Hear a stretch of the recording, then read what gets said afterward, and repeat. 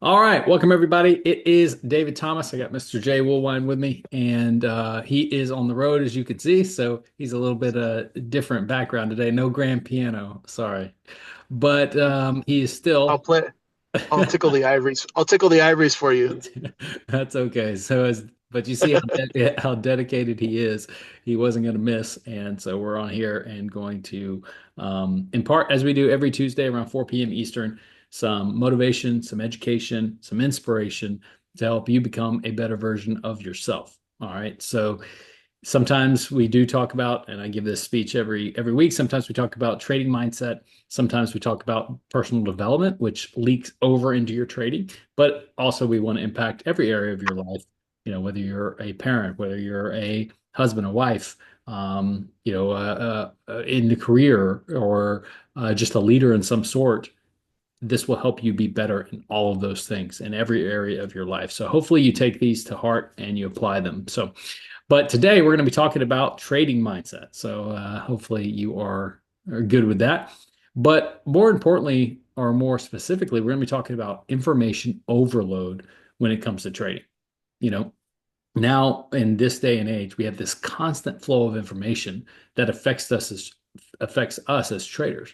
With all these real-time notifications, our price updates, our alerts are going off. I mean, sometimes it can feel like you're drowning in that data every second of the day.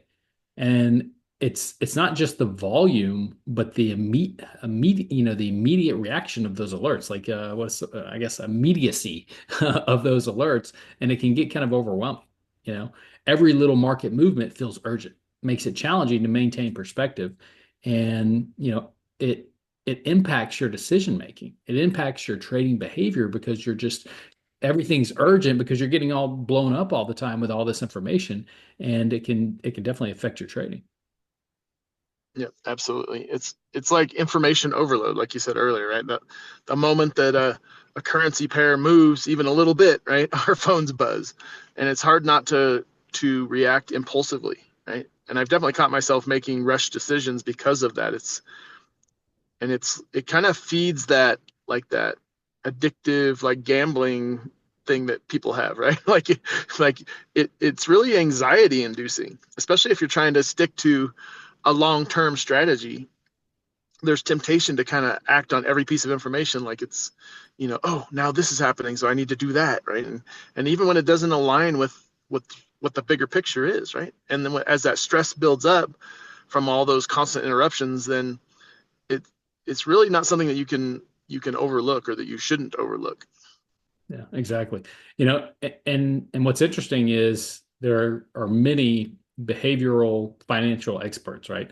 And they also suggest that this immediate access to information, it can actually cloud your judgment because instead of focusing on your trading plan, which is what you should be focusing on, right? You get swayed by every little market fluctuation or, alert or whatever that comes up. It's like being stuck in a loop of like over trading, thinking we're being proactive, right? Because we're actually taking action, but actually you're just reacting emotionally. It's almost like you're conditioned to fear missing out because you have access to that information. And that fear can drive sometimes poor decisions. So recognizing that pattern and taking a step back, it can be difficult, but it's definitely necessary to help you improve as a trader. Yeah, that's FOMO for sure, right? That makes sense. It's almost like the more information we have, the harder that it is to separate that noise from what's really important, right? What's relevant.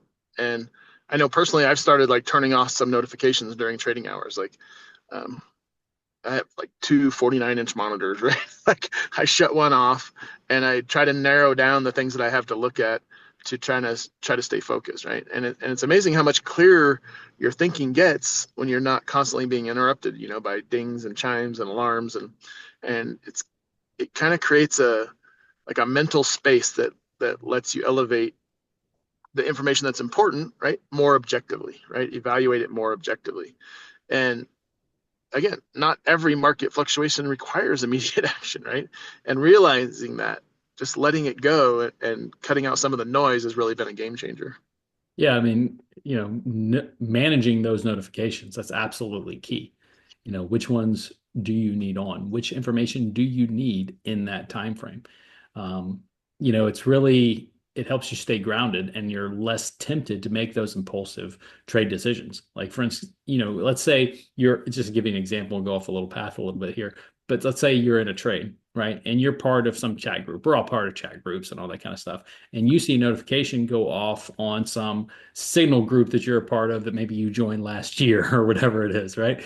And somebody says gold's going up for sure, and you're selling it at the moment. What could happen, right? You could make an impulsive decision based off of what that immediate information you just got when it doesn't fit your trade plan, right? And so you have to focus on what the big picture is your trade plan. Not getting caught up. We say this all the time too. It's, don't watch your trade. Once you're in the trade and it matches your trade plan, don't watch it. You might see all sorts of loop-de-loos and patterns and all that kind of stuff that's going to make you doubt your trade. But how many trades have you said to yourself, oh, man, I think this is going against me? And it still ends up hitting your target, you know? So by taking that step back and looking at the bigger picture, you're going to feel more in control and you're not going to be at the mercy of all of this little short-term, chaotic little alerts and movements and all this kind of stuff that you're going to get sucked into because you're just getting barraged with all of this information. Yeah, I think that's smart. I think there's something to be said for setting boundaries with our devices, right? Like choosing specific times to check the markets instead of constantly monitoring them. I literally used to like get up in the middle of the night. Like when I first started trading, I had alarms like all the time. I'd be getting up at 1 o'clock, 3 o'clock, like all night long. Yeah. And that's when I didn't get up at 3 normally. And it you just need to choose specific times, right? Check the markets now and then or at market close. Like Dave and I have alarms set for end of day, right? To remove stop losses and stuff like that. But doing that has helped me reduce that knee jerk reaction, right? To every little minor price change, right? Or like David said, just making a decision based on something you see, right? If your analysis, if you actually have a valid edge in the market and you got in based on that, then you just need to let it play out, right? It's better for your mental health, right? I find that when I check it less often, I approach that information with kind of like a calmer, more strategic mindset rather than feeling like I'm firefighting every shift in the data. Yeah, absolutely. It's about controlling the data. It's about regaining control. We can't control the markets, but we can control how we respond to the markets. And when you reduce that constant flow of information, it can help you make more thoughtful, less emotional decisions. And honestly, it makes trading less stressful, which is a huge bonus, obviously. So having the discipline to manage the information, that flow of information can definitely improve your confidence. I know it has improved mine, and it can improve your outcomes in the long run.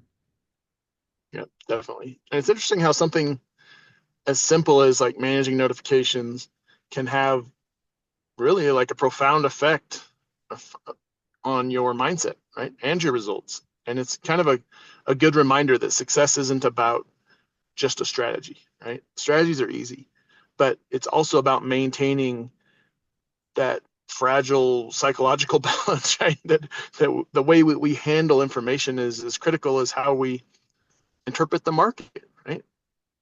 Yeah, well said. Absolutely. It's about staying disciplined, staying focused, and making sure that you're not letting that flood of information dictate your actions. Because, after all, trading is a marathon. It's not a sprint, so it's not overnight. You got to keep that steady mindset, and that can make all the difference in your long-term success. So, With this marathoner's body, exactly.